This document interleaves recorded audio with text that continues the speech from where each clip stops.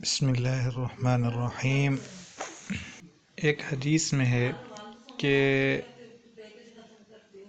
حضرت ابو ہریرہ رضی اللہ تعالی عنہ سے روایت ہے کہ نبی صلی اللہ علیہ وسلم نے فرمایا، آدمی کے جھوٹا ہونے کے لیے یہ بات کافی ہے کہ وہ ہر وہ بات بیان کرے جو اس نے سنی ہو۔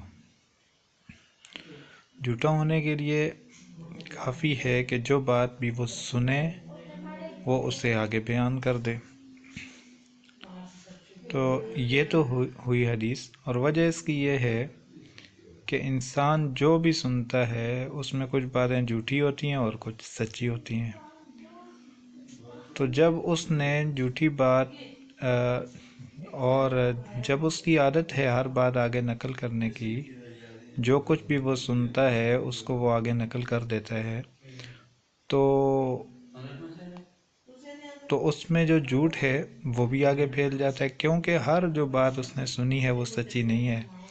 تو جب سچی نہیں ہے تو اس نے جھوٹ بول لیا، جھوٹی بات نقل کر لی۔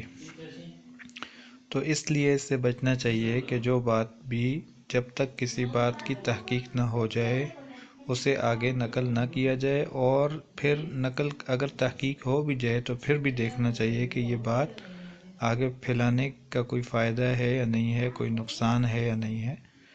تو اللہ تعالیٰ سے دعا ہے کہ اللہ تعالیٰ ہمیں عمل کرنے کی توفیق عطا فرمائے۔